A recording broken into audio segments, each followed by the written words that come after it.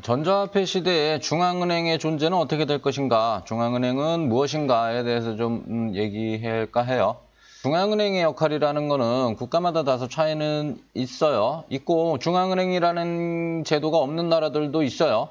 하지만 이제 대체로 누군가는 이제 화폐를 발행을 해야 될 테고 뭐 현대사회에서 화폐를 발행하지 않고 사는 나라는 없어요.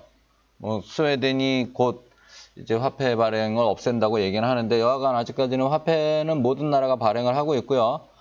그 역할을 중앙은행이 하든 뭐 중앙은행을 대신해서 어떤 은행이 역할을 하든 그런 게 이제 중앙은행으로 보는 거죠. 통화량을 조절하기도 하고 시중은행과 거래를 하기도 하는 등의 역할을 하는 게 중앙은행이에요. 우리나라는 이제 한국은행이라고 있죠. 요 건물 신세계백화점하고 롯데백화점 그 사이 중간쯤에 있어요. 지금은 화폐박물관으로 쓰이고 있다고 해요. 요 건물이고요. 요 뒤에도 한국은행 건물이에요. 아마 제가 알기로는 여기서 그 화폐 공장 프린팅을 여기서 하는 걸로 제가 지금은 알고 있는데 모르겠어요. 근데 모든 나라가 이런 뭐 한국은행 뭐 이런 식으로 갖고 있지는 않아요. 일본은 일본은행에서 돈을 찍어내요. 우리나라랑 똑같아요. 똑같다기보다는 사실은 한국의 아쉽게도 한국의 근대화는 일본을 통해서 이루어졌기 때문에 실질적으로 많은 어떤 법 체계와 어떤 사회 시스템적인 체계가 일본을 그대로 복사를 한 듯이 똑같죠. 일본 은행이 있었듯이 그냥 그대로 이제 한국 은행으로 바꿔서 우리나라는 제도를 운영하고 있고요. 제가 일본계 회사를 국내에서 설립을 하면서 보니까 이제 정관이라는 거 있잖아요. 그 회사, 주식회사의 정관. 그냥 일본의 정관 표준을 그냥 그대로 번역한 거더라고요. 그럴 정도로 우리나라 상법 및 국가 시스템 체계상의 많은 부분이 사실은 일본의 체계를 그냥 그대로 따르고 있는 것이 없고, 뭐 이제 더 이상 뭐 따라갈 게 없는 이제 뭐 우리나라도 꽤 성숙할 대로 성숙한 2000년대 들어서는 이제 독자적인 어떤 체계들도 많이 생겨나긴 했지만 여하간 이제 베이스로 깔려 있는 체계들이 상당 부분 일본 거랑 그냥 똑같아 버려요. 기분 나쁘긴 하지만 뭐 인정할 건 인정해야지 뭐 어떡하겠어요. 미국 같은 나라는 중앙은행이 없어요. 뭐 뱅크 오브 USA 이런 거 없어요. 그냥 이제 연준이라는 우리나라 말로 번역하면 연방준비사회라는 페더럴 리저브라는 기관에서 어떤 이 돈 발행에 관련된 업무를 하고요. 재무부 장관이 이제 사인이 들어가 있고 재무부의 뭐 출납 담당 국장이래요.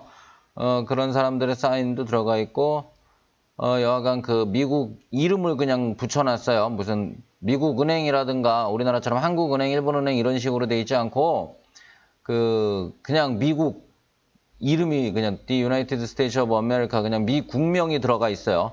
그 다음에 여기에는 이제 페더럴 리저브 노트라 그래서 연방준비은행권, 연방준비 노트라고 돼 있어요. 연방준비 지폐라고 돼 있어요, 그냥.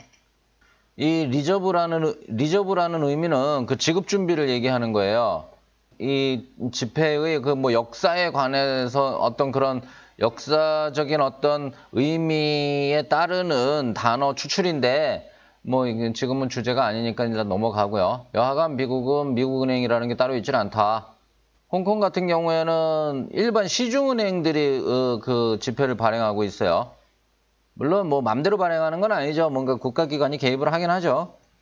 여하간에 홍콩 상하이 은행, HSBC라고 하는 은행이 있잖아요.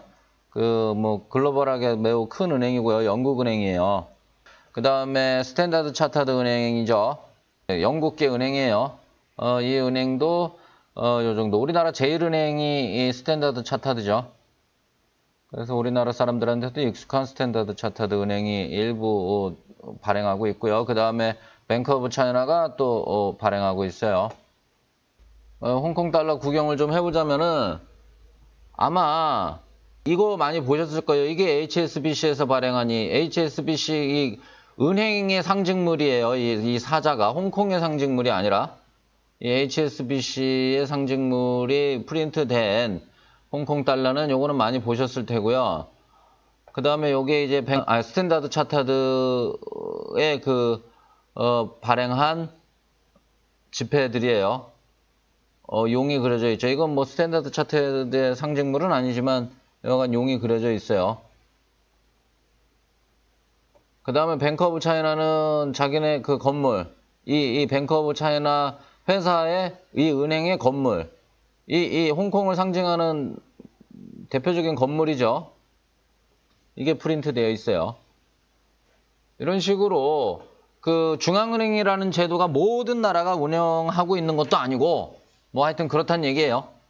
코엠 체제에서는 화폐 발행이라는 것 자체가 없어지니까 화폐 발행에 대해서는 따로 논할 것이 없죠. 뭐 안 해요. 화폐 발행 안 해요.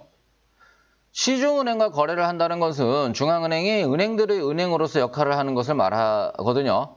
구체적으로 중앙은행이 시중은행에 돈을 빌려주기도 하고요. 시중은행 간의 거래를 정산할 적에 각 은행이 가진 중앙은행 계좌를 통해서 쉽고 빠르게 정산할 수 있게 해주기도 합니다. 가령 우리 개개인들이 돈을 주고받을 적에 현찰을 주고받는 대신 은행 계좌이체를 통해서 편리하게 돈을 주고받을 수 있죠. 마찬가지로 은행도 은행끼리 돈을 주고받을 일이 굉장히 많죠. 가령 신한은행의 계좌를 갖고 있는 제가 국민은행의 계좌를 갖고 있는 친구에게 돈을 송금을 할 적에 제가 신한은행한테 국민은행에 있는 계좌번호 몇 번으로 돈을 이체해 주세요라고 하면은 여하간 신한은행은 제 계좌에서 10만 원을 빼더라도 그 10만 원을 국민은행에 갖다 줘야 될 거 아니에요. 그걸 맨날 걸어서 어떻게 다녀요. 이체를 해줘야지. 그 이체는 국민은행에 가지고 있는 신한은행 계좌가 될 수도 있죠. 돈이야 들락날락 하는 거니까 때로는 그 신한은행에 국민은행한테 줘야 될 돈이 국민은행 계좌 내에 가지고 있는 돈보다 많을 수도 있잖아요. 뭐 하여튼 그런 상황이 있어요. 그걸 어떻게 매번 정산을 하는데 미치죠. 그래서 그럴 적에 중앙은행이라는 제도가 있으면 이 중앙은행 내에 신한은행도 계좌를 갖고 있고 국민은행도 계좌를 갖고 있으면 그 둘 사이에 정산할 거 정산하면은 편리하겠죠. 모든 나라가 이런 제도를 채택하고 있는 것도 아니에요. 미국 같은 경우에는 꽤 근래 들어서 이런 제도를 채택을 했고요. 여하간 중앙은행이 시중은행과 거래를 한다는 거는 이런 목적으로 한다는 얘기예요. 그냥 그럴 필요가 있는 만큼 하는 거예요. 어떤 중앙은행이라는 제도가 국가가 운영되는 데 있어서 필수 불가결한 그 다음에 어떤 뭐 수천 년을 내려온 뭐 그런 식의 제도가 아니라는 거예요. 그냥 그때그때 편리하게 국가가 운영하는 어떤 중앙은행이라는 제도가 그냥 뭔가 더 편리하니까 그런 제도를 운영하는 거다. 그것도 모든 나라가 그렇게 운영하는 것도 아니다. 라는 얘기가 핵심이에요. 지금 하고자 하는 말의 핵심은. 코엠 체제에서는 각 은행이 중앙은행의 계좌를 가진 것처럼 코엠의 계좌를 가지고 있기 때문에 시중은행 간 거래는 코엠을 통해서 하면 되는 거예요. 그 다음에 중앙은행이 시중은행에 돈을 빌려준다는 거는 시중은행들이 건전한 영업 상태임에도 생길 수 있는 뱅크런을 방지하는 수단이 돼요. 뭐 이런 목적으로만 중앙은행이 시중은행에 돈을 빌려주는 건 아니지만 그 중에 하나는 어떤 뱅크런을 방지하는 역할을 한다. 이제 뱅크런이 왜 중요하냐 하면은 이제 은행으로 뛰어간다는 얘기죠. 내지는 은행으로부터 도망친다는 뜻이기도 하겠죠.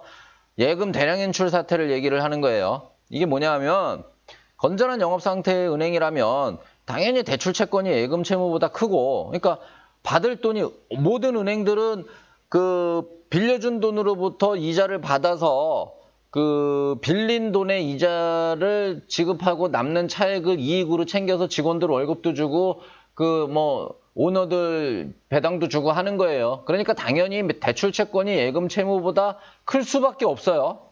대출에서 나오는 이자 소득으로 은행의 운영비가 충당이 되는 거거든요. 그렇기에 평상시 예금주들이 필요로 하는 현금만 보유하고 있으면 아무런 문제 없이 돈이 돌 수 있어요.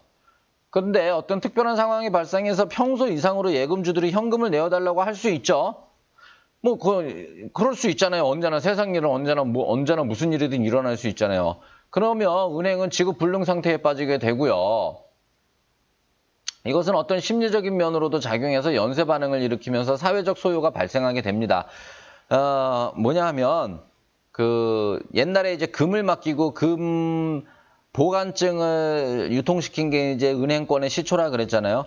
근데 그 은행권으로만 사람들이 거래를 하는 게 편리하니까 그렇게 거래를 하다가 어떤 때는 이제 실제로 금덩이가 필요해서 은행으로 간단 말이에요. 실제 금덩이를 되찾으려고. 근데 이 비중은 열에 한 명밖에 비중이 그렇게 차지 않으니까 은행은 실제로 딱 그 총 발행한 그 금 보관증 대비 10%의 금만 보유를 하고 있는 거예요. 실제로는. 그러면 그래도 돌아가죠. 근데 어느 순간 갑자기 이게 더 몰려서 만약에 20%의 사람들이 몰려와서 금을 내어달라고 하면 금이 없잖아요. 그러니까 못 주게 되는 거예요. 그러면 사람들은 이제 갑자기 불안해지죠. 내 금 못 찾아갈까 봐. 그러면서 100명이 다 몰려오는 거예요. 내 금 내놓으라고. 그러면 은행은 가진 건 10%밖에 없는데 나머지 90%에 대해서는 어떻게 할까요? 배째라가 되는 거죠. 못 줘. 그게 파산인 거예요. 부도가 나는 거죠. 이렇게 갑작스럽게 많은 예금주가 현금을 인출해 줄 것을 요구하는 것을 뱅크런이라고 하며 역사적으로도 몇 번의 사태가 있었어요.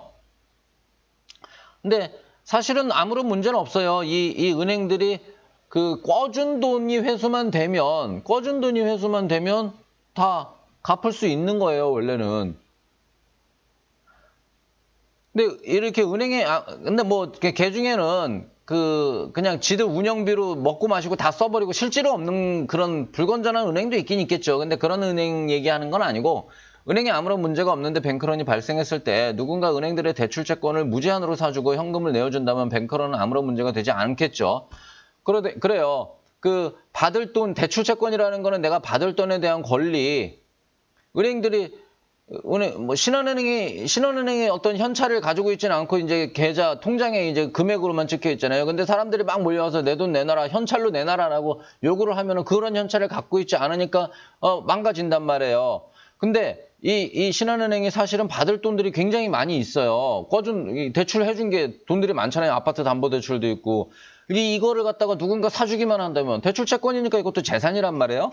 이 대출채권을 누군가 사주기만 한다면은 그거에 해당하는 돈으로다가 뱅크론으로 몰려온 사람들, 고객들 돈을 내어주면 그만인 거잖아요. 이 역할을 중앙은행이 해주면 되는 거예요.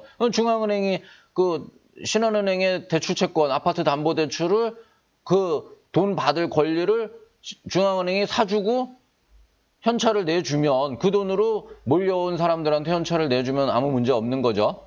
그 다음 중앙은행은 나중에 그 아파트 담보대출 회수만 하면 되는 거고 회수를 하든가 이 채권을 다시 다른 사람한테 팔면 되는 거고 아무런 문제 되지 않는 거예요. 그래서 중앙은행의 역할이 그런 역할을 해요. 실제로 최근에 2008년 미국발 서브프라임 금융위기 때 이거는 이제 미국 은행들이 뭐 미친 듯이 이제 주택담보대출을 내줬던 거예요. 원래 주택담보대출을 내줘도 주택을 담보로 아무리 했다고는 해도 그 사람이 돈을 갚을 능력이 있는지를 볼 수밖에 없는 거거든요. 연봉 10억짜리가 5억짜리 집을 사면서 4억의 대출을 받는다. 그럼 이 사람은 4억을 갚는데 아무런 문제 없잖아요. 이런 식의 어떤 조절을 한단 말이에요. 그 돈 장사를 하는 사람들은. 근데 연수입이 1,000만 원밖에 없는 사람한테 4억을 대출을 해줘버리면은 못 받을 확률이 100%잖아요, 거의.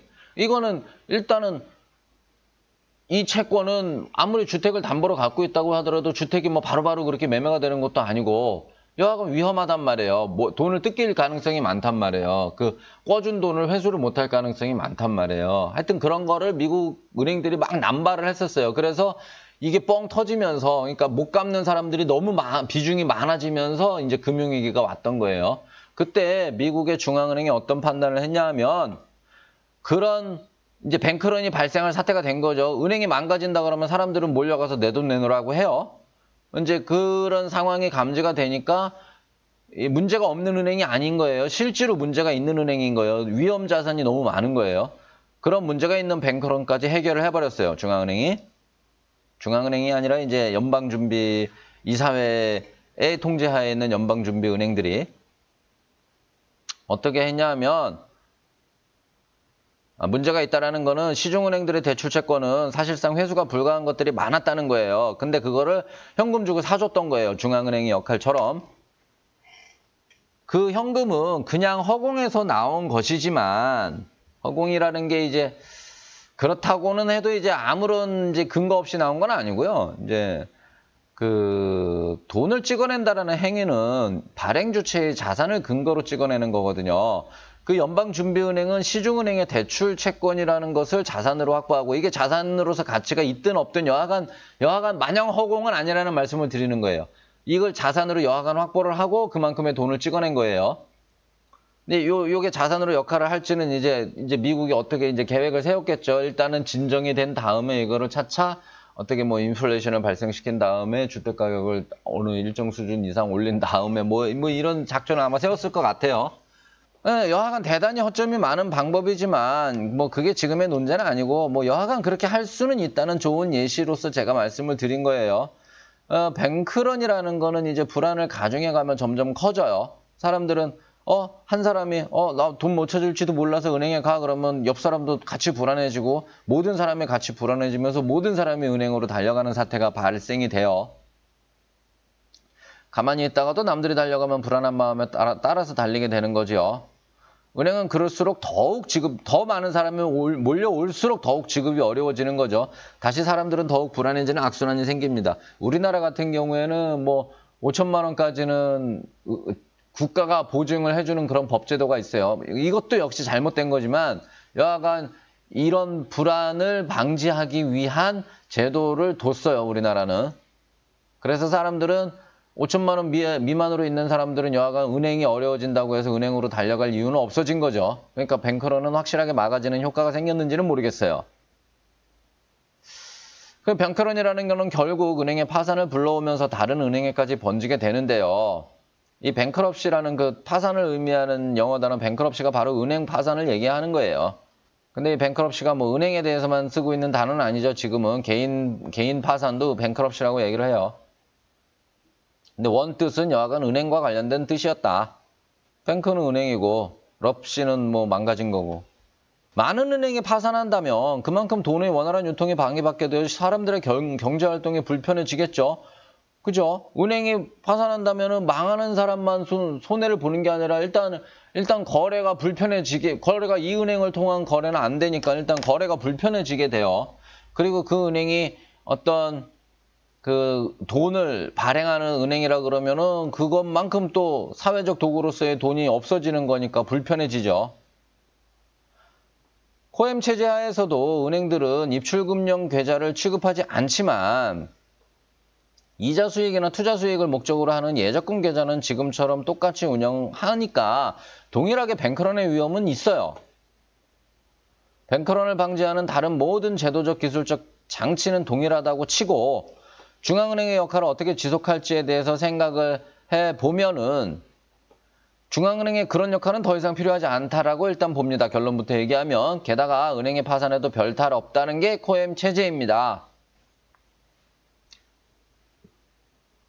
이제 실질 얘기는 이제 다음 시간에 이어서 하겠습니다. 내용이 좀 길어요.